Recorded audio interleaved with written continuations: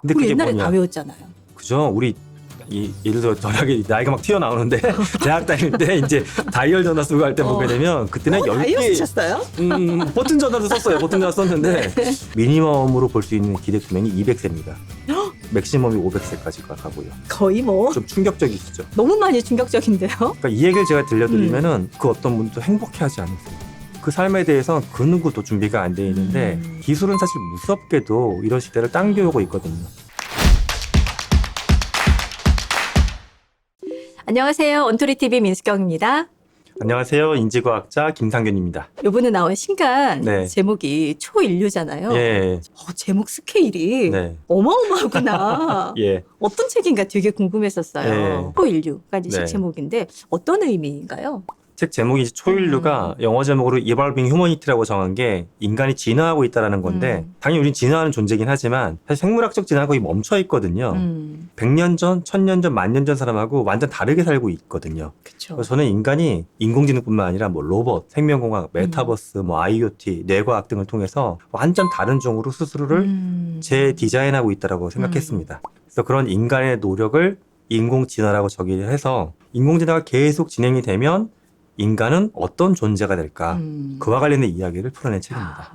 우리가 그런 식으로 또 다른 진화를 하고 있구나라는 걸 사실은 저희 같은 평범한 사람들은 별로 생각하지 않고 살았던 것 아닙니다. 같거든요. 이제 퀴즈 하나 내보면 네. 대표님 전화번호 몇 개 외우시는 것 같으세요? 또 갑자기 뜬금없지만 한 7개? 얘기해보세요. 누구 본인 거 알고 엄마. 계시고 어머니 거? 아빠, 어머니 거 아버지 거. 아들, 남편. 회사 관계자? 네. 없네? 근데 이것도 많이 외우시는 거예요. 보통 제가 만나본 대부분의 기업 임원분들 보게 되면 네. 본인 거랑 배우실 거 말고 몰라요. 아, 그러니까 평균적으로 3개가 제일 많아요. 3개가. 정말요? 좀 많은 거네요? 5개면 꽤 높은 거고요. 갑자기 뿌듯해졌어요. 제가 수천 명한테 조사를 해봤는데 네네. 10개는 없었어요. 네. 근데 우리 그게 옛날에 뭐냐? 다 외웠잖아요. 그죠? 우리 예를 들어 전화기 나이가 막 튀어나오는데 대학 다닐 때 이제 다이얼 전화 쓰고 할 때 보게 되면 그때는 다이어 10개 쓰셨어요? 버튼 전화도 썼어요. 버튼 전화 썼는데 그때 보면은 거의 10개 가까이 대부분 외웠어요. 그거 자체가 인공지능한 거예요. 우리는 머리를 쓰는 게 많이 달라졌어요, 사실은. 그게 근데 잠깐 그게 진화인지 퇴화인지. 중요한 포인트인데요. 네. 진화가 꼭 좋은 쪽으로만 발생하는 건 아니에요. 그러니까 진화라는 건 좋은 거를 많이 갖고 있기 때문에 우리가 수용하는 것뿐이지만 이 안에 분명히 좋지 않은 것도 담겨 있습니다. 여러 가지를 종합적으로 이렇게 다루는 거. 네. 이런 것까지 우리가 해야 할 필요 있냐 이런 또 질문 받지도 않으세요?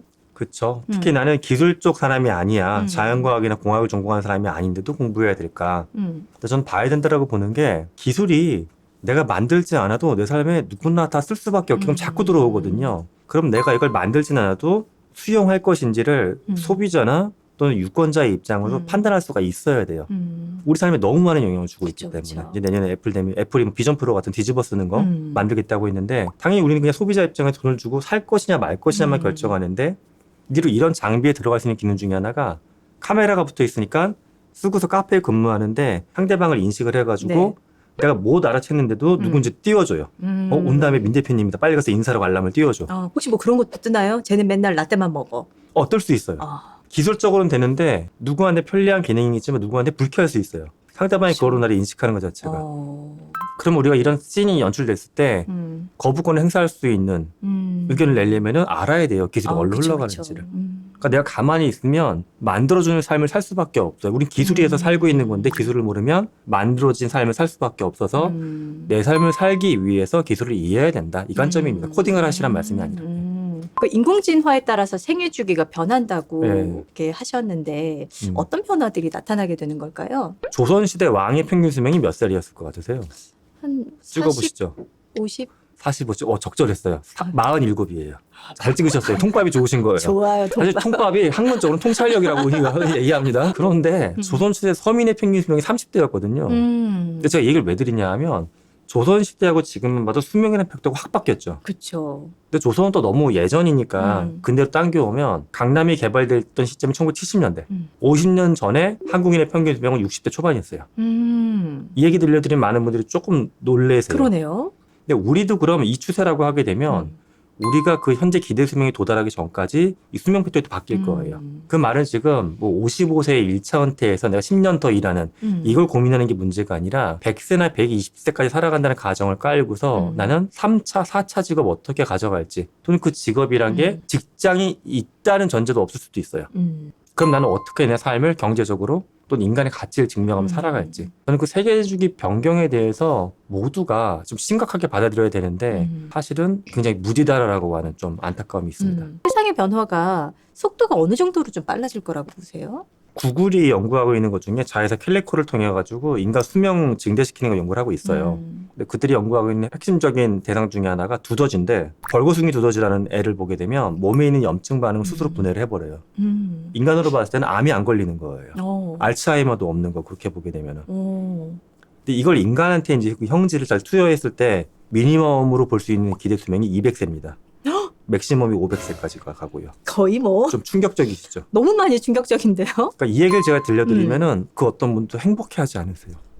너무 지금 걱정스러워요. 저도. 표정이 당혹과 두려움이 느껴져요. 표정에서. 그만큼 우리는 막연하게 내가 조금 더 오래 건강하게 살았으면 하지만 삶이 한 번 더 반복된다라고 했을 때 이게 종교적인 뭐 부활 이런 게 아니라 네. 그 삶에 대해서는 그 누구도 준비가 안 돼 있는데 기술은 사실 무섭게도 이런 시대를 당겨오고 있거든요. 가까운 국가인 뭐 일본 같은 경우에는 노년층들도 뒤에서 뭐 용돈 받고 사는 걸 싫어하세요. 그분들도 사회적으로 활동하고 싶어 하시거든요. 70이 넘으신 분들 대상으로도 외골격 로봇을 착용하고서 하다못해 뭐 육체노동을 하세요. 택배 상하차도 하시고 건설 현장 일을 하시는 케이스들도 있거든요. 그렇게 그분들이 하셔야 된다는 게 아니라 그렇게 우리 삶도 변해갈 수 있다는 게 지금 현재인데 우리는 너무 짧게만 바라보고 있죠. 이제 아이들 양육 이야기 네. 좀 넘어가 보자면 저희 아이가 얼마 전에 학교에서 네. 그 설문 종이를 하나 가지고 왔던데 네. 미래 직업 뭐 하고 싶으냐 그 항목들을 보는 순간 네. 어떤 생각이 들었냐면 이 직업이 계속 있을까? 그러니까 아이한테 우리 이거 어때라고 말하는 것조차도 되게 조심스럽더라고요. 그쵸. 부모 예. 입장에서도 어떻게 가이드를 해야 좋을지 좀 어려워하시는 분들도 많이 계실 것 맞아요. 같아요. 네. 교수님은 어떠세요? 미래 직업을 전 이렇게 봐요.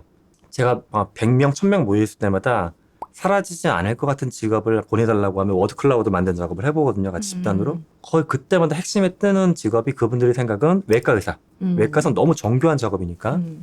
그다음에 상담사. 예술가가 떠요. 전 사실 개인적으로 외과 의사는 대체할 확률이 굉장히 높다고 봐요.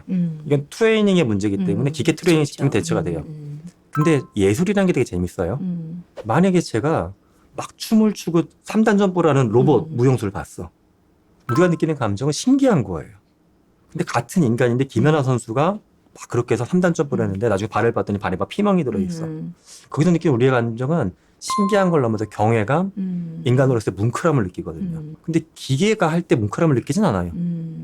인간은 결과물도 보지만 이 결과물의 배경에 인간이 어떻게 개입되어 있는지를 굉장히 중요하게 바라보거든요. 그래서 인간이 개입되어 있을 때 인간답다라고 뭉클함을 느낄 수 있는 그 무언가.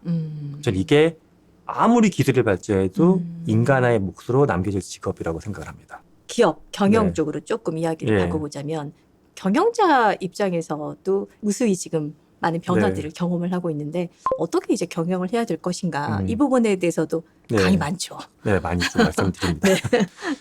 최근에 경영자들이 이제 흔히 뭐 대중들도 많이 알고 있는 말 중에 3요라는 게 있잖아요. 이걸 제가 왜요? 이걸 모르는 경영자는 없어요. 근데 이 현상의 이면을 해석할 수 있어야 되는데 뭐 제가 직장 처음 들어갔을 때 블라인드도 없었고 이런 게 없었어요. 소셜미디어 툴가 없었어요. 모든 거는 상사가 또는 임원이 지정해 주는 게 전부다라고 믿고 따라갔는데 지금 사실 우리 회사의 팀장님보다 블라인드에 더 많은 정보가 깔려있는데 우리 회사에 대한 정보가 넓어진 관계망을 통해서 신입사원이어도 세상을 넓게 바라보고 있습니다. 그래서 우리 조직의 목표가 맞더라고 그들이 무작정 따라오지 않아요. 개인이 갖고 있는 목적의식이 우리가 갖고 있는 목적과 목표하고 잘 바인딩이 되는지 이걸 설득하지 못하면 그들은 떠납니다. 그래서 요즘에 나오는 극단적인 케이스를 제가 보면 어떤 조직은 직원들의 평균 이직이 1년 반이더라고요. 근데 그 회사의 선택은 뭐냐 하면 교육을 없앴대요. 그래서 왜요? 빨리 떠나니까 교육을 시킬 필요가 없대요. 그 희한한 논리죠. 입장을 이해 못하진 않지만 그게 과연 너무 답일까요? 극단적이죠. 너무 극단적인데요. 그 대표님의 그 논리는 이거예요. 그 대신 그 교육비를 바탕으로 더 리크루팅하거나 인센티브를 더 준다. 그래서 저는 그게 뭐 틀리다 맞다가 아니라 개인이 노동을 바라보는 환경이 달라진 거예요. 자기를 하나의 기업처럼 보는 거예요. 파트너기 때문에 잠깐 일했다가 이제 안 맞으면 다른 파트너랑 일을 해야지. 이것처럼 개인을 기업처럼 바라보는 게 젊은 노동자들의 마음의 변화입니다. 또 여기에 맞게끔 기업의 전체적인 문화가 바뀌어야 될 시점이에요. IT 분야 개발자를 보게 되면 완전히 판이 어떻게 갈라지냐 하면 풀스택 개발자라고 해서 능력이 정말 어디 가서나 이렇게 인바이트 되는 분들은 아예 취업을 안 하려고 하세요. 그냥 자기가 원할 때 일하고 쉴 때 쉬고 그냥 흔히 기업가처럼 사는 거예요. 반면에 조직 내에서 업무 역량이 아니라 약간 그냥 줄서기 일을 아직도 하는 데가 있으니까 그런 걸로 튀는 분들을 보게 되면 조직을 안 떠나려고 꽉 쥐고 있죠. 여기서 떠나는 순간 나는 다른 데 가서 날 증명해야 되는데 예전보다 증명하는 게 엉뚱하게 흔히 얘기하는 가짜 증명하는 건 이제 불가능해지기 셨잖아요. 너무 많은 걸 그쵸, 조밀하게 그쵸. 판단하니까. 그러니까 저는 이왕용이 좋게 보는 거는 개인이 개인의 역량을 냉철하게 평가받을 수가 있다. 반면에 이거 한편으로는 좀 너무 각박해지고 있다는 생각도 드는 건 사실입니다. 네. 저는 요즘에 젊은 층하고 얘기하다 보게 되면 자조적인 얘기를 많이 해요. 뭐 헬조선도 계속 얘기하잖아요. 그것도 있지만 강남 땅. 강남 땅이 1970년대 우리 할아버지가 거기서 농사 졌었으면 내가 부자가 됐을 텐데 뭐 이런 얘기. 저한테도 그 얘기. 교수님이 그때 좋은 시대 살았대요. 그래서 뭐 그러면 교수님만 20년 전에 애플 주식 샀어도 지금 이렇게 누워 계셔도 되는 거 아니냐고. 근데 너희는 저는요 지금 뭐 대학생 20대인데 지금 강남 땅값 다 올랐고 주식 다 만들어졌고 뭐 플랫폼 사업자 할 만한 거 다 나왔다고 사업 아이템이 나는 이미 완성된 시대 좋게 얘기하면 나쁘게 말하면 이미 끝나버린 시대에 태어난 것 같아서 기회가 없다. 슬프다라고 하는데 통계적으로 그렇지 않아요. 통계적으로 인류가 이런 발전을 만들어낸 건 GDP가 증가한 건 역사적으로 300년 이내입니다. 과연 우리의 위치가 어딘가를 봐야 되는데 지구상에 앞으로 계속 태어날 사람의 숫자가 12억 명이에요. 그중에 현재까지 태어난 우리까지 포함했을 때 한 1200억 명 이내에 들어가요. 우리는. 네. 인류 전체 역사상. 비율로 보게 되면 100만 분의 1이 태어난 거예요. 현재. 그거밖에 안 돼요. 그거밖에 안 돼요. 시작도 아니네요. 시작점이 완전 시작점. 극초반이에요. 흔히. 그러니까요. 그렇기 때문에 저는 강남 땅보다 더 큰 가치가 앞으로 나올 수가 있고 부동산 측면이 아니라 또 다른 무언가에서 그러니까 자조적으로만 바라보지 말고 눈을 크게 뜨고 기회를 잡을 수 있다고 생각했으면 좋겠고요. 한편으로 내가 선택하고 행동하는 무언가가 나중에 올 99.99%의 인류한테 영향을 주기 때문에 어깨에 힘을 많이 주고서 책임감도 느끼며 살았으면 좋겠습니다. 야. 전 그게 바로 초인류라고 믿습니다. 왜 제목을 이렇게 지으셨는지 알 것 같네요. 네. 오늘 이렇게 함께해 주셔서 너무 감사합니다. 즐거웠습니다. 오다 가다 한 푼씩 우세요. 네, 들리겠습니다. 자, 저희 여기서 인사드리겠습니다. 고맙습니다. 네, 고맙습니다.